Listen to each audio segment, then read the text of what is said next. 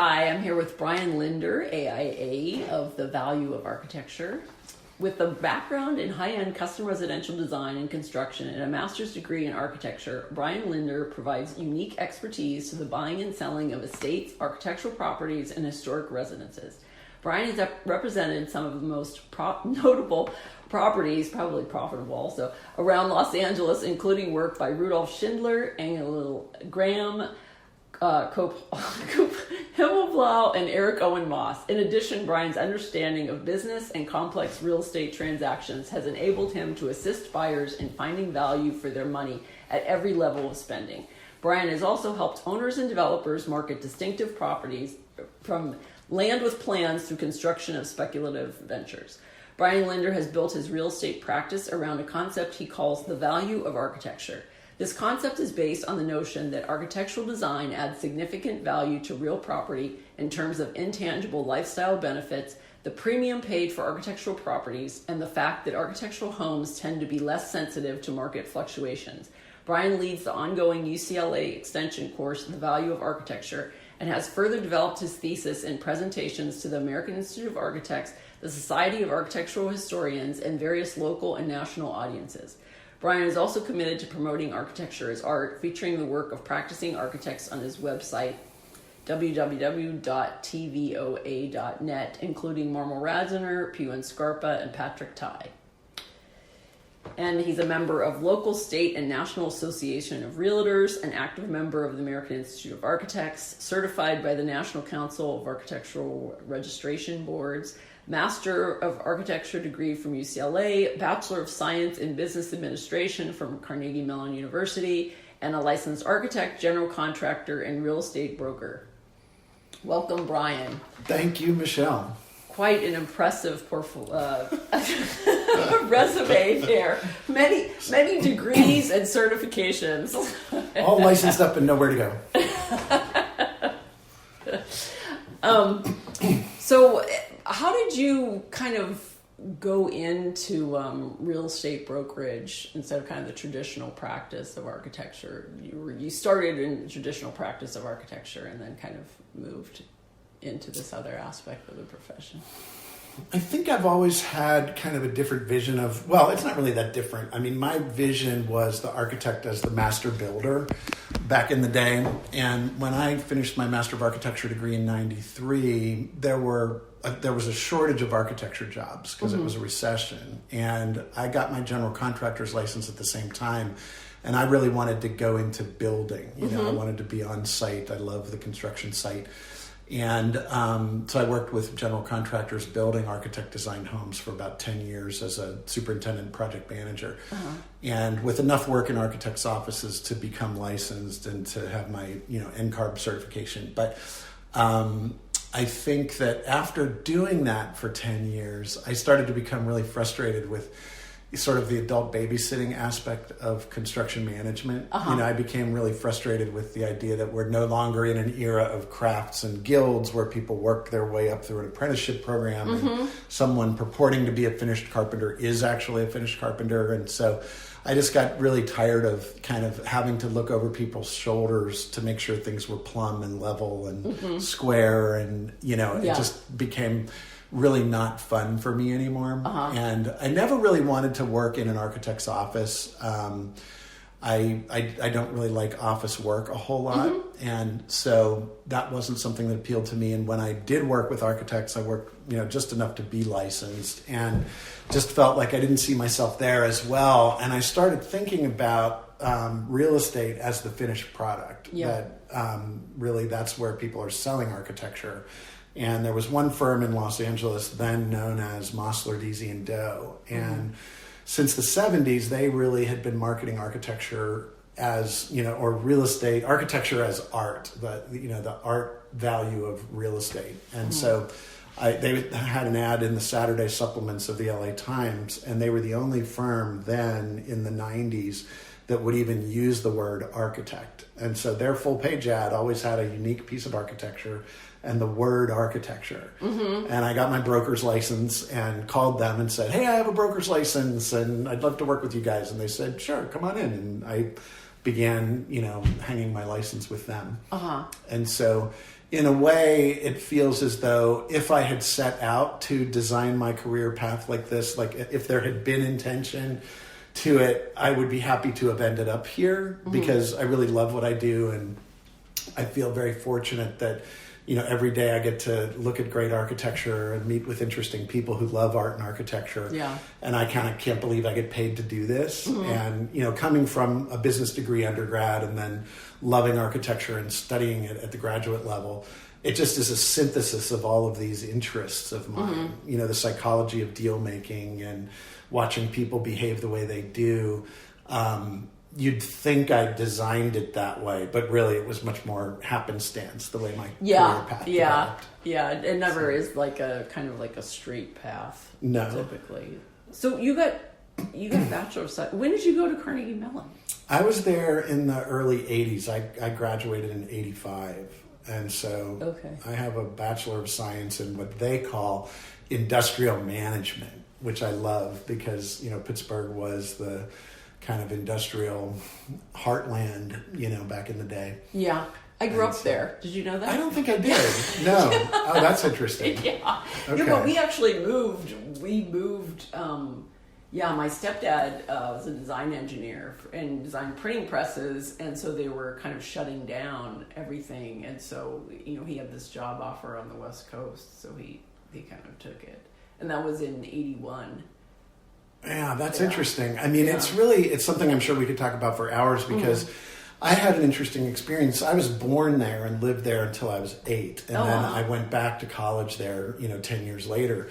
But in growing up in Pittsburgh and Shadyside and Squirrel Hill and Oakland and the surrounds, I mean, it was very much of a little village existence. And so my family and my extended family and my mother's aunts and uncles and everybody lived almost within walking distance. Yes. And, my grandmother in particular was one of 11 children and, a big family. And all of their children and children's children were all there in the late 70s and early 80s. And then, as you mentioned, it's like when economic policies changed, there was this diaspora from the Rust Belt. And I have one half sister living there and one second cousin from that whole family tree on both sides. And nobody is in Pittsburgh anymore. I know. So. Well, people will always ask me. I mean, somebody just the other day said on Facebook, like, "Oh, why don't you come home to Pittsburgh and we can go to lunch?" I'm like, home to Pittsburgh? Like, I've only been there like 3 times since I moved. Right, since 1982. Right, I went. My family moved here, then I moved back there to finish up my senior year of high school, and then I came out here, and I only have been back like 3 times the entire time. So that makes sense. Yeah, But I mean, and I just it's like the 40th reunion or something, and I said, no, if anybody I said, no, I'm still not going back, and I said, if anybody wants to see me, they can come and see me here, which nobody comes, right? They'll go to Vegas. They won't venture into California. I know. I was talking with someone earlier today, actually, about Pittsburgh and how it's almost like a standalone community that people feel like they don't really have to leave Pittsburgh because they're great cultural institutions and museums it's true. and theater. And, why would I go somewhere else? So there's an aspect that this was someone else, a guy from here that went to Carnegie Mellon and studied fine art. And he was saying his friends there were just like never going to leave. No. I mean, there's some charm to Pittsburgh. Oh, yeah. No, there definitely is. I was in the South Hills, so there was a little bit different. But I was in Dormont. I mean, my great-grandparents, when they immigrated from Slovakia, on their side, they built a house there. And the house is still there. But there's other things that have grown up around it. But it's like less than 1 square mile. It's a suburb, super dense suburb. They call it the trolley. Yeah. So I mean, I grew up there and left and didn't go back. But I went back, and then the day after I graduated from CMU, I threw all my stuff in the car and drove to Los Angeles. And I've never been back. So. And I've met other people from Pittsburgh that did like the same thing.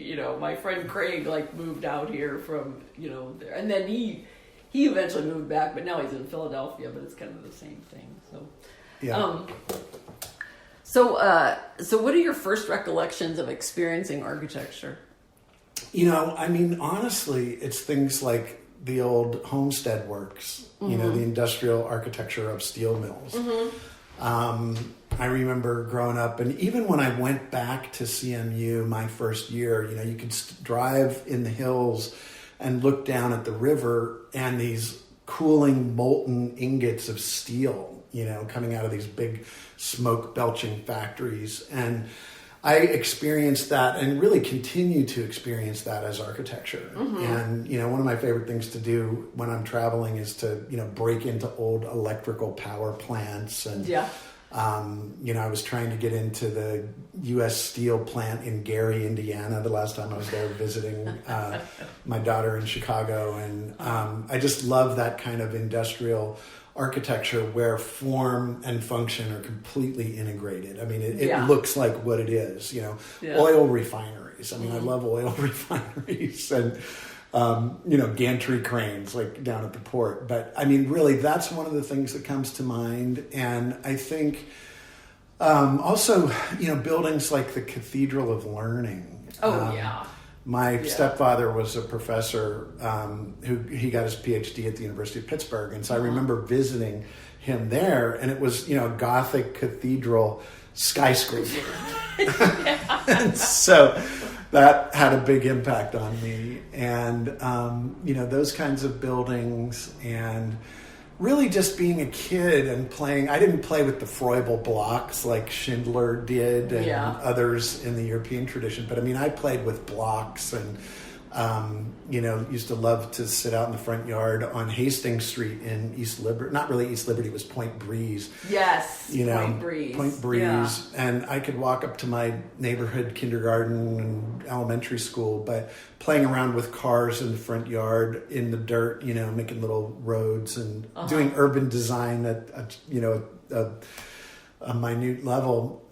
Those experiences really impacted my desire to later study architecture. And I mean, when I submitted my portfolio, I hadn't studied architecture, and I was coming into, applying to the 3-year Master of Architecture first professional degree programs. And so I had to submit an art portfolio of paintings and drawings and creative work. But I also submitted photos of myself as a 5-year-old in Pittsburgh standing next to these block buildings that were taller than I was and little cityscapes in the dirt. So I think those were kind of seminal experiences for me, really. Yeah. And then later, really moving back to Pittsburgh as an 18-year-old and experiencing downtown and those buildings, that there's so much history in Pittsburgh from the turn of the 20th century that was really influential. Because when we left Pittsburgh, we moved to Tuscaloosa, Alabama, and that's a pretty rural place except for the University of Alabama. Yeah. And so moving back to Pittsburgh, it was like, wow, a big city. So, which is funny then having later experienced Philadelphia and New York, of course. But for me, Pittsburgh was a big city. I mean, it is very urban as far as, but then also I think that it's a downtown that is used a lot by like younger people. Like we used to take the trolley at a fairly young age. We were allowed to take the trolley into town or the bus. We were probably like 12 or 13. And we would just take the trolley and just go down and we would go to Kaufman's department store, of Kaufman's of Falling Water. Right? Yes. And then there was Mellon Square. I mean, my grandmother used to take me to Mellon Square with all the fountains and everything that was like that, that urban plaza that was up the next to Mellon Bank, right? That in front of William Penn Hotel. Yeah, it sort of reminds me of Los Angeles and the Biltmore and the awful Ricardo Legarreta Plaza here. It's sort of the same kind of thing. Like you would park under it and come out. And that Mellon Bank building, and what was the one with the TV-looking shapes on it that is good modern architecture? I can't remember who the architect is, but there's some really great modern architecture in Pittsburgh. Yeah. And classical architecture, historical classical architecture. And all the brick buildings. I tell people I didn't go to Falling Water when I was there. I didn't go to Falling Water until I went back there, married and with a kid, and we were going to a wedding, and we're like, oh, let's go to Falling Water, Right. and so we went to see it. I mean, all of my thing was kind of like this brick building from the downtown Pittsburgh area. That was kind of like my recollections of, in Station Square, rehabbing these old buildings. And I used to always think like, like going by on the trolley or whatever, like, oh, what would, how cool would it be if like we could do something with this old building? And, of course they did do a lot of things like that with the areas. But. And then how about like the Civic Auditorium, which was that sort of space age dome that the dome retracted and... Oh, that they tore down. Did that get torn down? Oh, that's sort of too bad. I know, because it's really it was so too iconic, bad. Oh, definitely. Yeah, the Civic Arena. Yeah, Yeah. I went to go see... I saw a bunch of concerts in there. In fact, the other weird thing, I don't know why they had... But they had... Edward Villella was there as a he was a ballet dancer, and for some reason they had him in the Civic Arena, which I have no idea why you would have a ballet in the Civic Arena, but that's where I saw him perform, like one of his last performances. So. That's surprising. Yeah, you think it would be at Heinz Hall. Exactly. Or so I have no idea why they decided to do it. Yeah, they tore it down like several years ago. But that makes me think also of the Carnegie Museum. I think that was an influential piece of classical architecture that really influenced me as a child. I remember going there and just loving the dinosaurs, of course, and the La Brea tar pits exhibits. And when I moved to Los Angeles, my first apartment was on Wilshire and Burnside in Miracle Mile. And I moved into this apartment, and the next day I went for a walk down Wilshire Boulevard, and there are the La Brea tar pits. And I'm like, oh my God, this is like all of the bones in the Carnegie Museum in Pittsburgh came from the La Brea tar pits. Yeah. Really? So, I didn't know that they were. I had like no idea when people were talking about the La Brea. Obviously, I didn't read much of the exhibits. I was just looking Somehow that at hit my radar then. I mean, I remember that, the La Brea tar pits. I didn't have it. I thought I had no idea where that might be, but... I mean, they did have a really extensive dinosaur collection. I mean, I think that was like, a lot of those little dioramas. With everything. Yeah, that I was totally entranced with. Yeah, just like with that movie. What is it? Like Jurassic Park or something. The movie that is about them being at night at the museum or something. Mm-hmm. Yeah. Right. Yeah, spending the night and the animals coming alive. Yeah, and all the people and everything coming alive. Yeah, right. Yeah, that museum was pretty much like that. And then we would go to the art museum too, the Carnegie Art Museum. So those are nice. Right, which is pretty world class. I remember going back to the Carnegie International once from here, for their every 4-year contemporary art show, which was pretty great. And so those were early influences. And then, my first real girlfriend at CMU was an architect. And, the fine arts building at CMU is a neoclassical building. Yes, I have been. Yeah, architecture is considered to be the mother of the fine arts. Certainly in that context, it was like, art, architecture, music, dance. I forget, how it was in the lintels of the building spelled out. And so, that relationship and reading The Fountainhead as an 18-year-old was, those were early influences where I became more informed, I think. And then when I was 19, took my first trip to Europe, and that kind of, my interest in architecture grew from there. Yeah. One of my good friends from high school was a design major at CMU, so I went to go visit her one time and sat in on the class and everything. Yeah.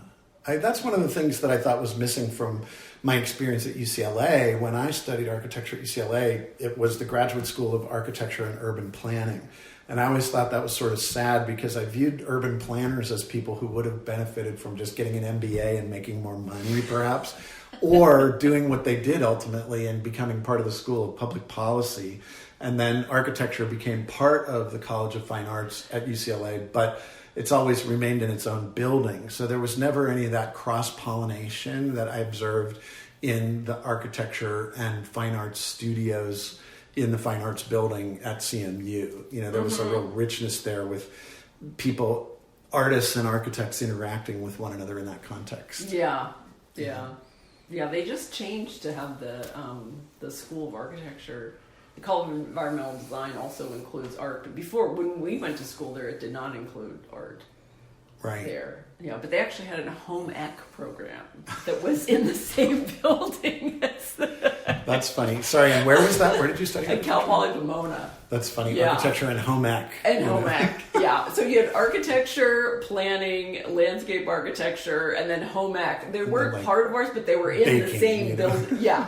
That's funny. Yeah. Which, you know, I did like love to sew and do all of that stuff, but it's like I didn't think that it warranted, you know, a degree. I mean, they're really life skills to me. Yeah. And then it's like home handicrafts or whatever. Mm-hmm. And so we would be, you know, and I mean, of course, this is totally mean towards any home ec majors out there that might be listening to this podcast, which I doubt there are any. But anyway, that we would be, you know, going out after just having taken a structures exam, and then they were like talking about how they had their sewing machine test that they had just had to do, and they would do like napkin folding and stuff in there, and you know, and of course we're just like, oh. We had our grueling table setting final on Thursday. Where does the fork go? Yeah. I don't know. So what are 3 classic buildings that you like and why?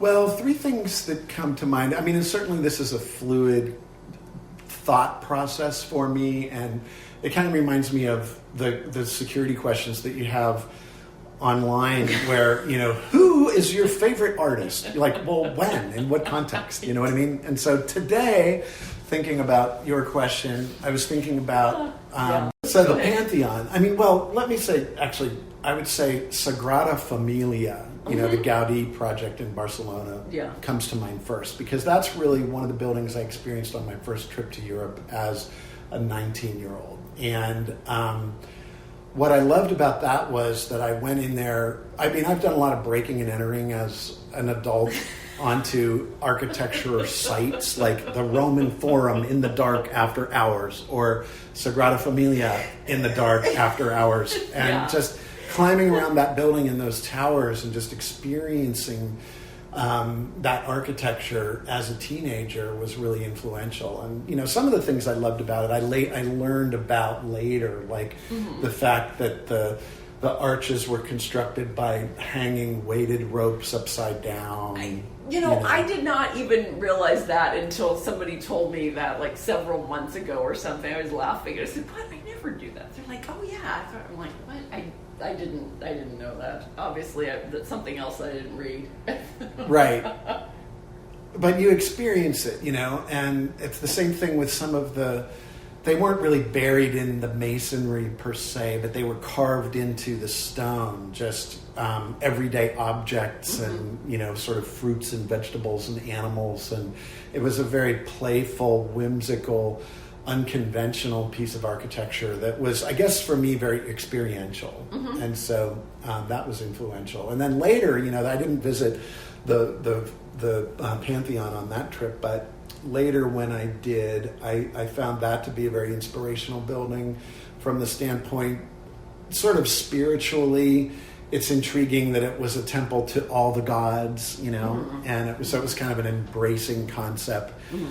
And I love the oculus in the Pantheon. And so when you're in there, I remember being in there on a New Year's Eve, and it was raining through the oculus. And so, you know, you see during the day the path of the sun traveling on the ecliptic and what it does inside a space like that with an oculus open to the sky.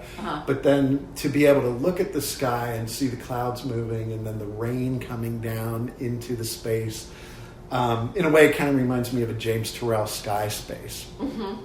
And, a framed opening for viewing the sky. And then there are all these other things that are underneath that I'm not intelligent enough to be able to articulate, like the golden mean and the scale and proportions that others have analyzed that have significant meaning subconsciously, I think, that, you may not be able to pick up on it and articulate it intellectually, but sort of experientially, I think those kinds of design decisions enter the subconscious in a way that's very influential. Yeah. And as far as your perception of space and human scale, which is funny because, it's like rarely do I do 2 podcast interviews on it, but, earlier with Mark, maybe it's something in the air, but we were kind of talking about the same thing. He brought up the thing about how it was raining really heavily at St. Peter's one time, and just how there was like so much rain coming down, but all of that rain coming off of the roof there, because it's such a huge building. Right, it's like a waterfall. Exactly. Wow. It was just gushing out of the gargoyles, and it was just so loud, and now you're kind of bringing up the Pantheon and the rain and everything, but and also like kind of this perception of how we experience space and how you really can't kind of teach that. It's more inborn, and then also how that's kind of like lost with with viewing things on a computer instead of viewing them in real life. How that you're not gaining that kind of spatial awareness when you're looking at a computer. True, and it really, things get lost in that translation. Yes. Things that can't be communicated two-dimensionally. Yes. And, that makes me think of Schindler, and there's a new documentary of Rudolf Schindler's work that's being released this year, and I saw a preview a couple of Friday nights ago at the Schindler House on Kings Road, and one of the comments was, in looking at the Lovell Beach House, that his architecture doesn't translate well to the two-dimensional, because he's a space architect, and that's the name of the movie. It's like Rudolf Schindler, Space Architect. And because he was working in 3-dimension in section and volume, and that doesn't communicate well in a plan drawing or an elevation drawing, or even in a sectional drawing. And it really requires being in the space and inhabiting it 3-dimensionally with the body and the eyes, and even like the hands and the senses and the ears, and like hearing how sounds behave in 3-dimensional spaces. All of that stuff is lost in a 2-dimensional translation. Yeah. There was have you ever been to the Louisiana Museum in Denmark? I have not. Well, we took the head of our, the dean of our school. He came over to visit us while we were over there, and we took him to the museum, and he was kind of laughing because he said, if a student like showed these plans and elevations and sections, he goes, I would think that I would fail them. because in plan, section, elevation, the space doesn't look very interesting, but when you're actually experiencing going through the museum and then the different levels the museum is on, and how it's kind of you go down, and then you do get these vistas of the sound out there. There's water, and then there's other areas that are courtyards, and and then the plan, there's a lot of changes in the levels of the floor plan. So and that does, even with great architectural photography, or I would argue with virtual reality tools where you're able to sort of fly through spaces, it's still not quite the same as it isn't. Yeah. And that's also kind of what we said, because a lot of people, they'll want it, well, I want to see a rendering, I want to do a fly through, and I explained, I said, I can get those for you. I said, it's like, but until I've just found that until you actually experience the space, like when they're constructing it, it's you're not going to understand exactly that, and not exactly that you're not going to understand, but you're going to perceive it differently than you would in a fly through, in a rendering. True. Yeah, that's very true. Now I'm thinking about the Pueblo at Taos. That's a piece of historic architecture that I have found to be very influential. I remember being there also on a New Year's Day, and looking at that architecture growing up out of the soil with Taos Mountain, the sacred mountain behind this handmade architecture, was really powerful and super organic and yet orthogonal. I mean, the geometries are pretty pure, and yet it's completely handmade, and it's handmade out of earth, and so it feels at one with the earth and like it grew up out of the earth. And that's something that really influenced Schindler's design of the King's Road house, I have come to learn. Really? Yeah, there were two events recently. One was a talk there called Modernism in Mud.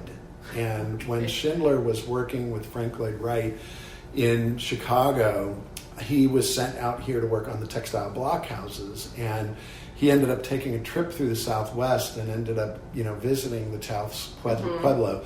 And one of the things that he liked to do with his architecture was to take the stucco right down into the ground, rather than holding it up and having a weep screed or something where the foundation would be partially visible. He really liked connecting the architecture to the earth, which, as I understand it, is something that he experienced in Taos at the Pueblo. And oddly, he misattributed that to...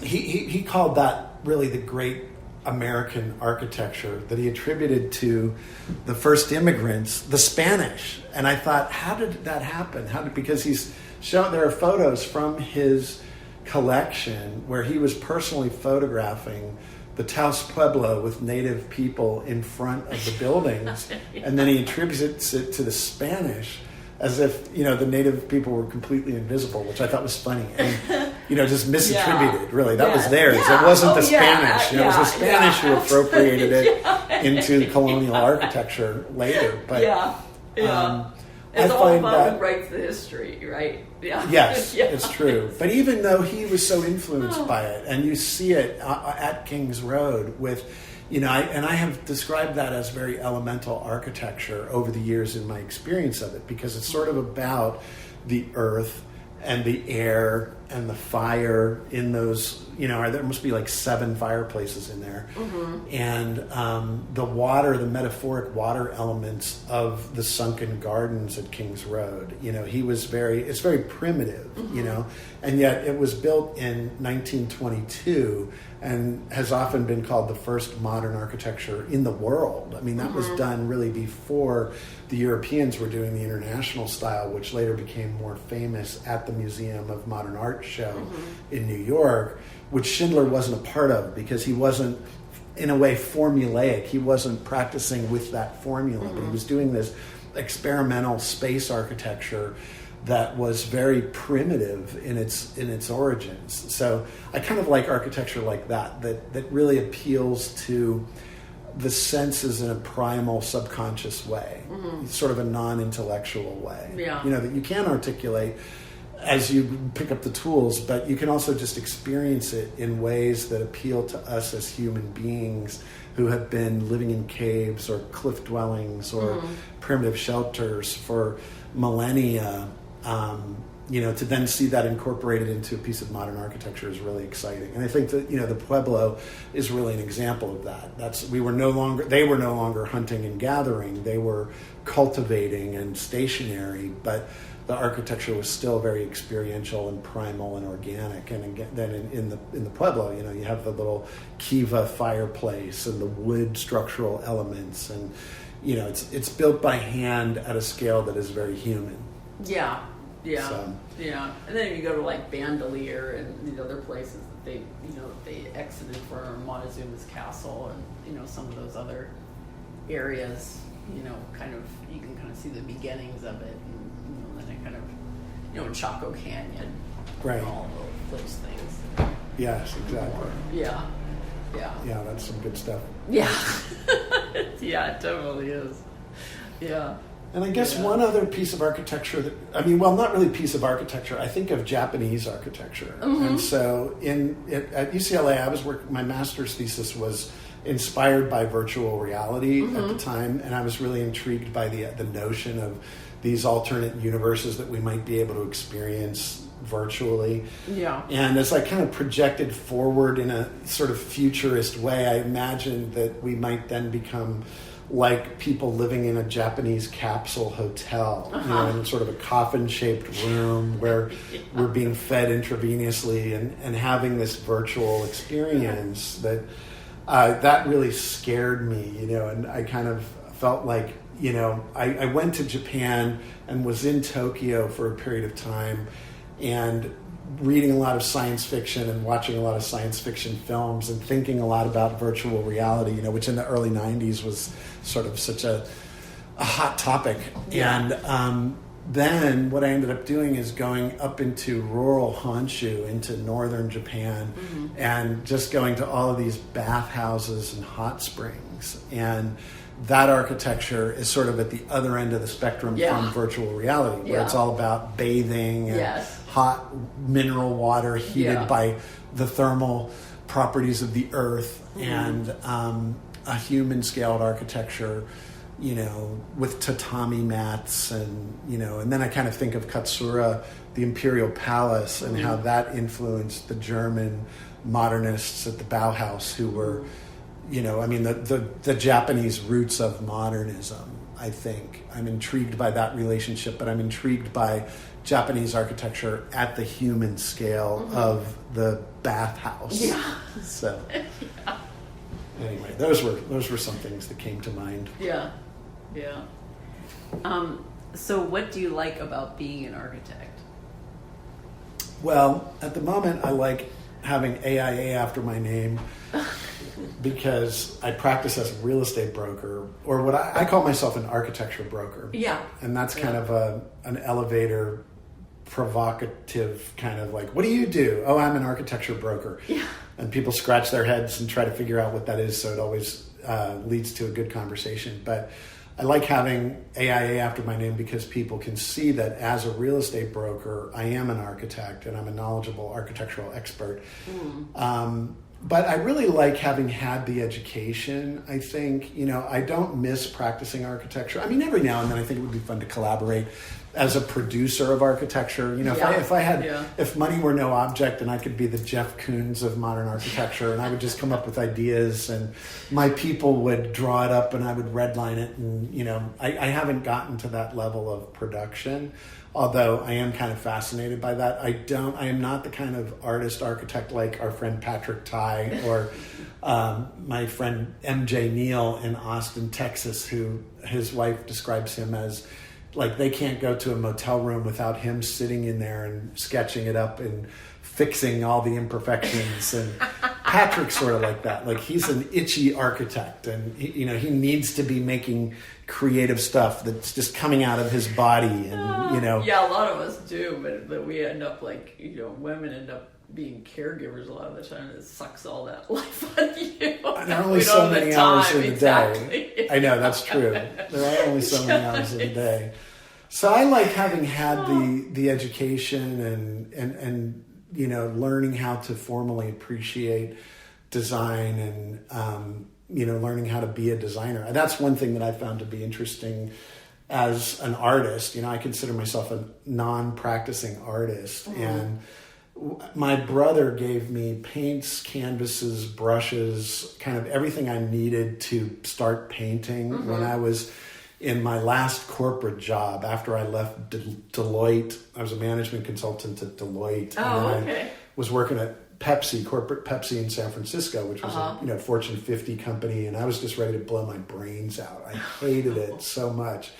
And my brother gave me paints and canvases, and I took a class at City College of San Francisco, which was an oil painting class. And I was like embarrassed because I thought, I don't really have a creative bone in my body. I haven't taken art since third grade when I picked music, and I learned to play the trumpet, and that's what I did. So I couldn't take any more art classes because it was like music or art. And so I was music. Where were you? In Alabama. I was in Pennsylvania, in northeastern Pennsylvania. Yeah. And then it continued in Alabama, but it was like an either or. And so I hadn't had an art class in a long time, but I realized that I could learn to do it, you know. And then I remember getting into architecture school after I took about a year and a half of prerequisites at San Francisco State, you know, fine art classes.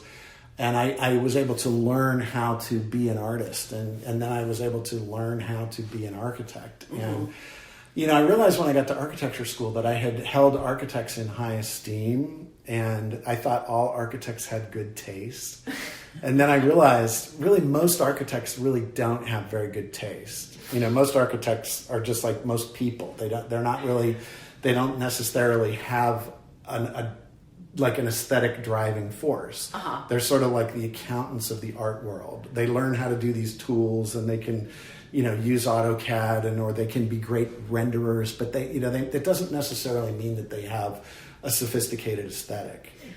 Yeah, or something. I mean, and it all kind of depends on how they design, right? I mean, like I've talked in other podcasts just about how, you know, there are people, you know, or just in, you know, to other architects in general, right? There are the people in school that kind of, you know, they would look through magazines and find, you know, right? You're given the project and it's like, okay, design.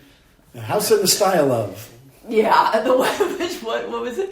Well, I think of it as house in the style of. We had to do a house in the style of Lutyens, the English architect. You know? Yes, yeah, which we also talked about earlier today with Mark, really? because you know, it's all out there. But or just designing like a certain project, right? Like, a museum. Okay, so then people would they'd go to the resource center and get books on, you know, the museum, or they'd look through magazines, like, okay, who just did it? Or like, Richard Meyer just did this museum, I'm just going to do that.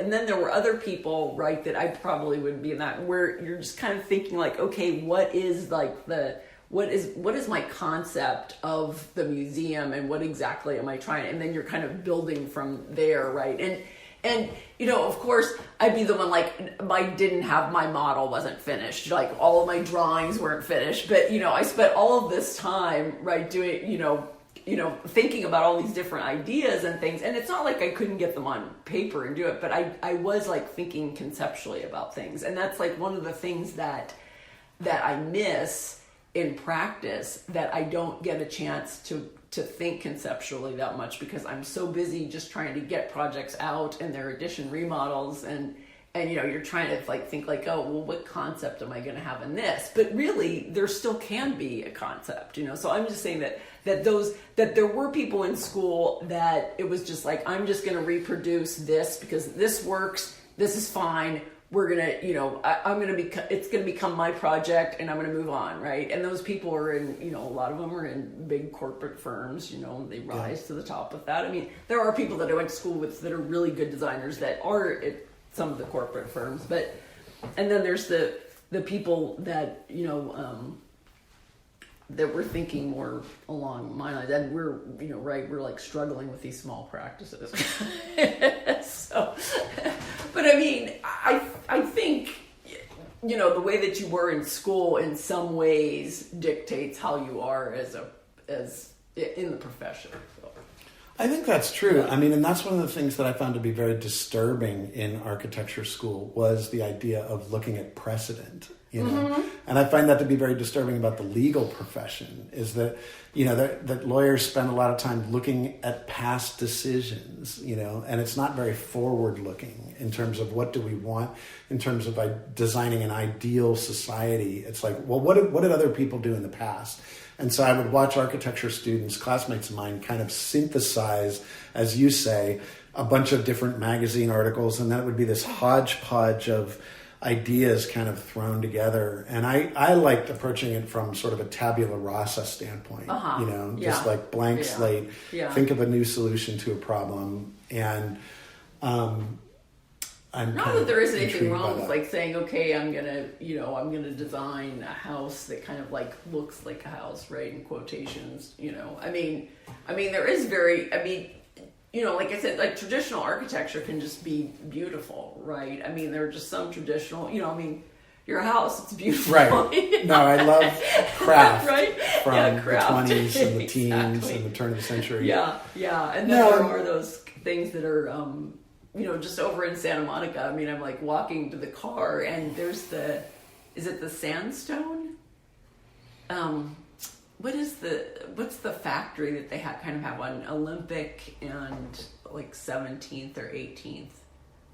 There's like there's like a gravel factory. plant. I think it's like it's a concrete plant. Yeah. And no, that to me is great architecture. Exactly. Yeah. And I mean, immediately I was like, oh my gosh, like, did I ever see this before? I mean, I lived here for 10 years. I don't know. And I used to drive, like our babysitter lived on 18th Street. Right. And my friends were at Koenig Eisenberg on 18th Street too. And I said, like, I don't ever remember like seeing that before. Maybe there were a bunch of trees there or something and they chopped them down and all.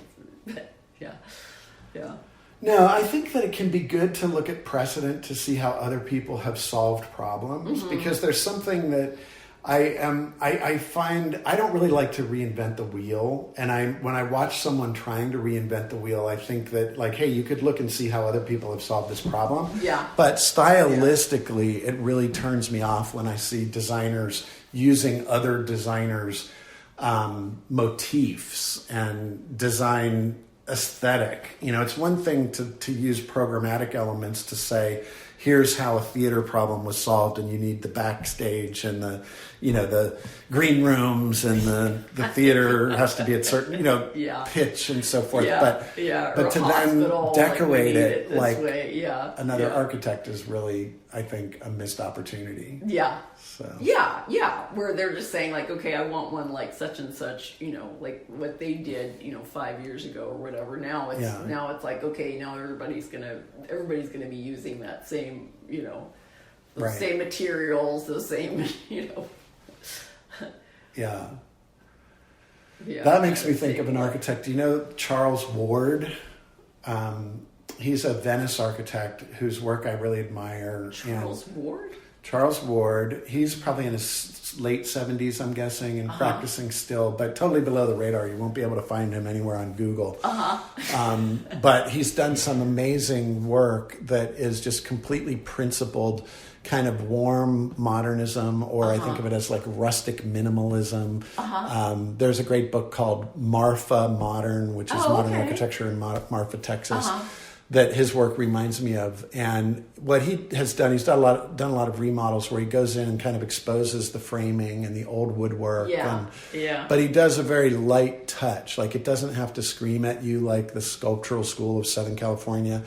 And it's very gentle and minimalist and yet really warm and textured. And I was talking with him, and he was talking about attaining a level of success to where he was, working with some famous rock star who wanted him to do, a Tuscan villa with, some special, stone countertops. And he was just like, I can't do this, and basically just, went back to being a carpenter and a painter, because it's like people who follow their principles rather than house in the style of, like, oh, you want a Tuscan villa? Great, we can do Tuscan villa. I'm always intrigued by people who take the request for a Tuscan villa and then investigate what is it that you're talking about. You're talking about fireplaces and wood, decking and beams and outdoor gardens and courtyards and water features. Like, oh, okay, we can do that and we can make it into, modern architecture, like Sebastian Mariscal, maybe, or, somebody that's not applying postmodern stylistic motifs to space, but really reinterpreting ideas in contemporary form. Yeah. That's what intrigues me. Yes. So what do you like? You're not a fellow, right? You're not. I am not. Yes. No. I have a fellow question, but I don't ask it if people are. I'm not a fellow either, and I'm not going to get fellow. You never know. Who was telling me that? Oh, I know. Somebody was talking about Larry Scarpa encouraging them to be, a fellow, and they became a fellow. And he thought that he was sort of humble and, that he didn't deserve it, but under Larry's tutelage and encouragement, really, he became a fellow. Yeah, so you never know. There's still time for you. No, I'm not going to do it. No, because you have to be in for 10 years. You have to be paying your dues, literally dues with the price tag, for 10 years. And I only came back into it like 4 years ago or something. And then, so, and I definitely don't want to be doing it like 6 or 10 years from now. I don't want to be applying for it because it's kind of, that's when you're just hitting your stride, architects, when did Frank Gehry become well known? We talked about this in the last podcast too. That in your 50s, that's what you kind of have to explain to millennials and younger people that it's like I keep saying that, like, Frank Gehry was in his 50s and it was the parking structures, right? Right, it was the Santa Monica Place Mall. Santa Monica Place Mall. And those other malls there. Yeah.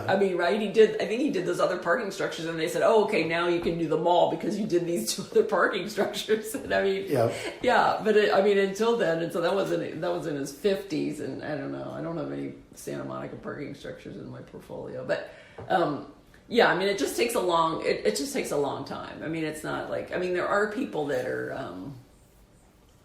that I guess kind of get fame younger or something and then just keep going, but.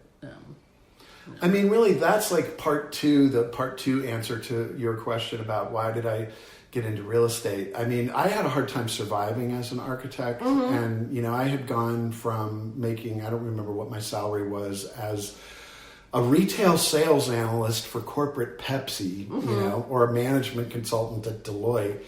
I spent 4 years, or 5, taking prerequisites and then getting into a 3-year master's program, and then spending 10 years as a construction superintendent, because I was able to earn money as a construction worker, more money than I could get in an architect's office. Yeah. I remember when I decided to get my NCARB certification, I needed a few more specific sign-offs. And so I quit my construction job and took a 50% pay cut to go work for the highest paying architecture firm job that I could find, in order to get those NCARB sign-offs. And then I was like, I can't, I came out of school $100,000 in debt, and, I was ready to start a family, and I couldn't survive and practice architecture, unfortunately. So I might have had a different path had I been more committed to it, or, it sort of makes me think of the architect Hugh Newell Jacobson. Yeah. And I did a really great house that he designed in Bel Air for the founder's son of Architectural Digest. He built that into the magazine that it became, and then sold it to Condé Nast, and commissioned Hugh Jacobson to do a beautiful house on the Bel Air golf course that was 17 pavilions clad in French limestone and English slate roofs, and connected by water features. And Roy Lichtenstein designed 6 doors for the home, that were like Swiss cheese bronze doors, and really cool. And I remember asking Hugh Jacobson, I asked him 2 questions. I remember, asking him how, his architecture, this architecture was sort of neoclassical in the sense that it was very modern. All the detailing was modern, but there were 17 pyramid-shaped pavilions that had columns and arches, so it was definitely historically referential. And so it was giving mixed messages. And I asked him, Hugh, how would you describe the style of your architecture? And he looked at me in his sort of patrician Virginia accent, said, "Style? What a vulgar word. My architecture is about people and parties and art." And, so I couldn't get him to really commit on, is this modern architecture or postmodern architecture? And then I also asked him, and I was like a year out of graduate school, I asked him, how did you become such a successful, world famous architect? And he said, I married a very wealthy woman. And so I neither married a wealthy woman nor had parents who could, I really had to work for a living, and I was unable to survive in Los Angeles as an architect. And so real estate has allowed me to survive and, still remain connected as an architecture broker to my love of architecture. Yeah.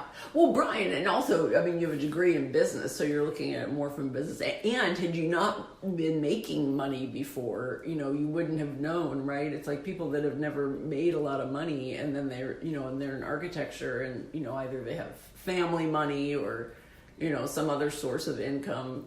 You know, it's like, they're just like, oh yeah, well, it's always like this. Like, why worry about bills or having any money or anything? Or if you have it and it's taken away, you know, and all of a sudden you're like, oh my gosh, like I think, I mean, I was a late bloomer. You know, I didn't get out of architecture school until I was 31. And so I think if I had been 22 or 23 or something, maybe working as a free intern, you know, might have worked for me. I never was a free intern. Never. Yeah, never. Do not work for free. Yeah. No. Yeah. No, I never did. No. That's a good thing.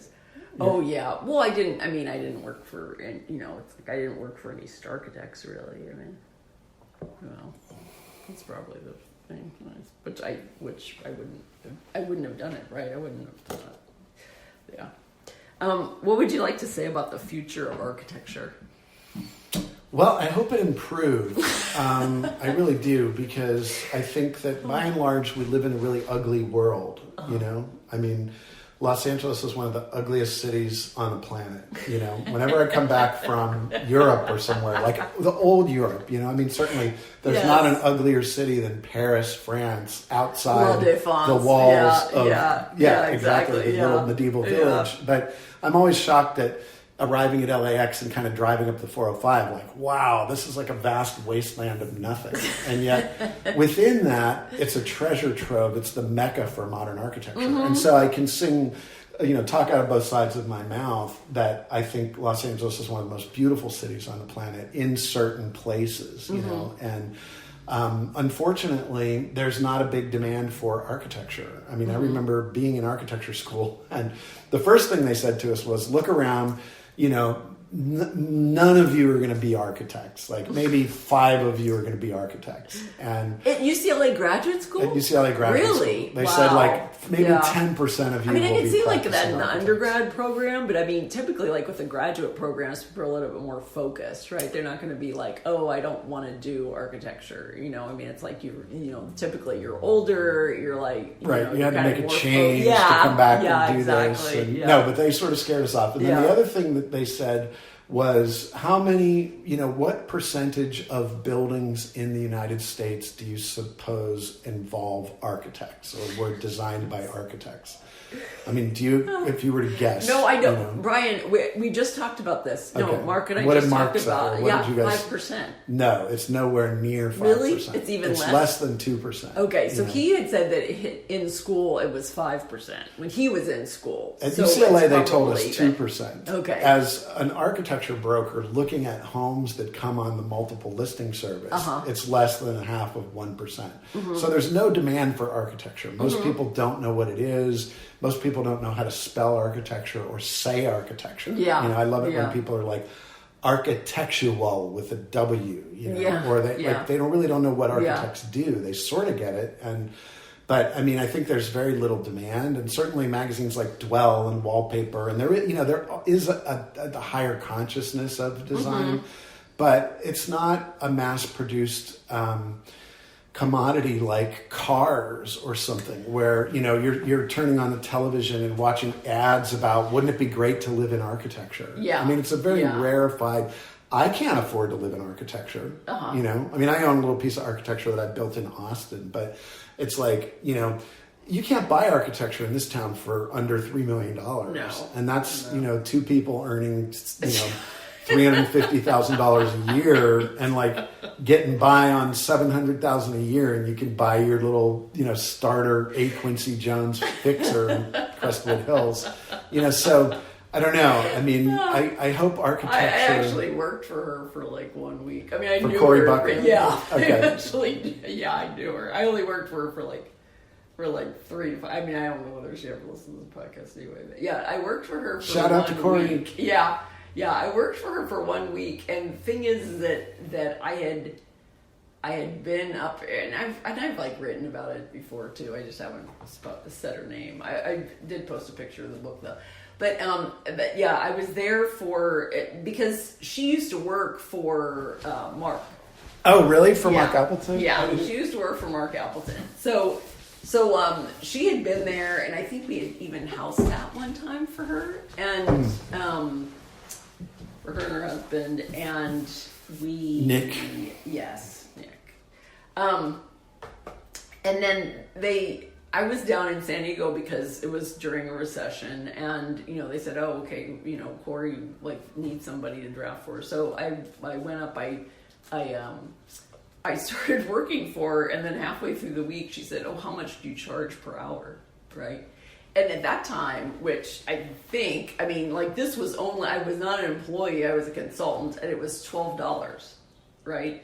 It's $12, and I was 1 year out of school, because I had a lot of drafting experience. I started working for an architect in my second year of architecture school. Oh, okay. And I drafted in high school. Also, I was in a drafting program. So I was a pretty good drafter. Okay. I still am a pretty good drafter because I still hand draft everything. But we got towards the end of the week, and then and she didn't say anything, right? And then at the end of the week, she said, "Okay, you don't need to it's like I'll call you when I need you." And I was like, "Oh, okay." And then and so I basically got laid off. I was too expensive. I was too expensive for 1 week. She did ask if I could draft a little bit faster, but the thing is, also, it's there's only so much.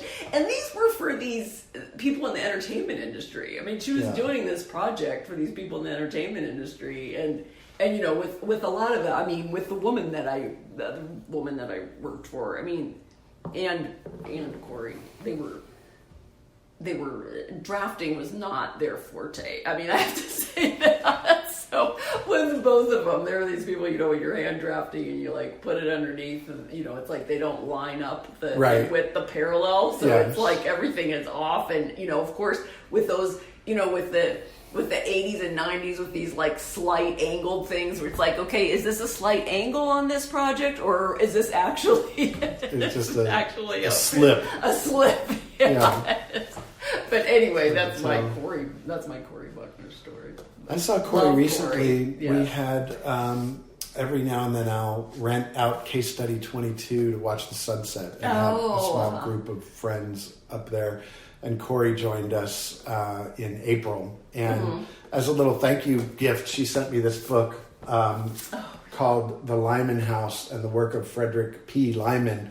I actually didn't know of him or his house. And this was a house that he designed in Tuna Canyon in Malibu that was really magical and sadly burned down in the 94 fire, but very inspired by... house burned down. I forget if that one, hers burned down twice. Yes. And so those were sad stories. Yeah. But Corey, I really respect and admire. And it's funny that you mentioned her because I've just been reading this book, which is wonderful. Did she write that one then? She did. Oh, okay. Yep. And she gave me 2 books, and the second one, A Cambridge Modernist, the architecture of David Wynne Roberts, who I didn't know either.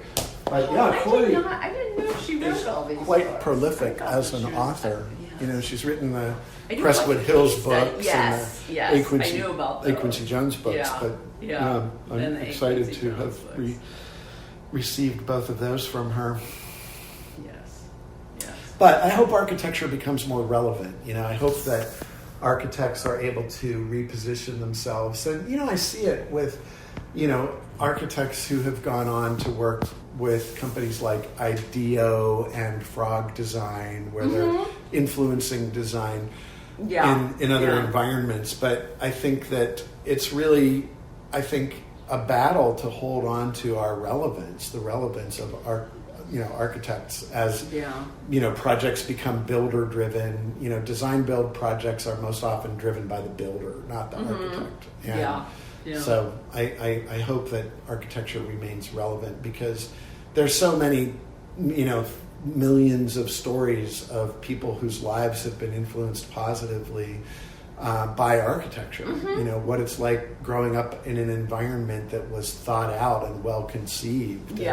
Yeah. visiting a public building that is designed with the user in mind. And so I think architecture is kind of like a quasi-spiritual experience that can be very influential. And Yeah. so Yeah. I have faith that architecture will prevail and become more influential. Yes, with the value of architecture. That's right. Yes. That is part of my exactly. mission, actually. Yeah. Is really promoting the value of good design in the built environment. Mm-hmm. I mean, I tell architects, and this is like an open invitation to you and every other architect, that when you're meeting with clients and you're starting to get estimates on how much it's going to cost to build the design that you've conceived, bring me in and I'll do a free valuation of the project and try to help the owners understand the value that's being added by the design. Because I'm always selling the most expensive house in the neighborhood, whatever it is, because if it's well designed and well conceived, it doesn't necessarily have to even be by a famous architect with a capital A, but good design always adds value if it's done right. No, exactly. And I mean, that's kind of like what I do a lot of addition remodels, and I kind of go, okay, before and after, and how much more valuable the property is after we work on it. Of course, we have to try to figure out some way that we can gain that interest in the project. I know. Sadly, it's not like the music business where you get royalties or. I mean, I guess NFTs are like that, supposedly, right? NFTs. Yeah. And yeah. I think people have tried to. Dion Neutra, Richard Neutra's son, was sort of famous for trying to record conservation easements on Neutra designed properties that would have given him a monthly stipend to make sure that they kept it pristine and in Neutra form. But I don't know if he was ever successful in actually getting any of those recorded. Yeah, it's unfortunate that the artists, but it's like that in the secondary art market too. I mean, artists who sell paintings, those paintings are resold on the secondary art market at huge profits. So, it's the architecture real estate market is similar to the contemporary or the fine art secondary market. Okay. Yeah. Okay. Yeah. Well, that makes me feel a little bit less taken advantage of. You have to become an architect developer like Jonathan Siegel. That is what I want to do. Sebastian Marison. I absolutely do want to do that. Yeah. All I need is a benefactor. That's the only problem. I know. All it is money. Yeah, my friend. It's just true. money. Yeah, no, I'd be more than happy to do that. No, I'm doing 4 houses right now for somebody, and it's like, okay, I could be doing this if I had 4, right? Yeah. So, yeah. Maybe not in Southern California, probably. It's hard to be a developer here now. And it's especially risky for architects because I've seen architects go bankrupt literally doing projects that were designed as though they were going to live in them personally. And then and you have can to really divorce eat into that yourself from profit that. margin. Yes, so it's a fine exactly. line. I mean, people are willing to pay a super premium in many cases for great design, but it costs a lot to build great design. So it's finding that sweet spot. Yeah. It's risky. Yeah. I have decided it doesn't make sense for me to be a developer. It's too risky, because I don't want to do lowest common denominator, cement board, ADUs, and just like the kind of flip stuff that I see going on in this neighborhood, where developers take a historic home, gut it, and open up the floor plan and put in these fake gray floors and can lights and quartz countertops, and it's like sort of whatever was on sale at Home Depot. That's what's successful for developers for the most part. Otherwise, they would be doing more interesting stuff. No building permit and 30 to 60 day turnaround. Yeah, right. Yeah. They're just bringing everything through the back door. The trucks go into the back, down the driveway. Right, down the alley. We know what you're doing. Okay, Brian, anything else? That's all I can think of. It's been so nice to hang out with you and talk with you about architecture and other things. Oh, yeah. Yeah. I appreciate your hospitality. Oh, I appreciate your hospitality. Yeah. This has better. This is better than trying to do it in a coffee house or something like that. Yeah, Yeah. or a restaurant. Yeah. It can get a little noisy. Yeah, Yeah. definitely. You can still make me a cup of coffee though. Would you like one? Sure. All right. Sure. Well, I mean, not during the thing. I'll like turn off the. I'll turn off the. We can make some coffee grinding noises. Okay. All right. Thank you, Brian. Thank you, Michelle.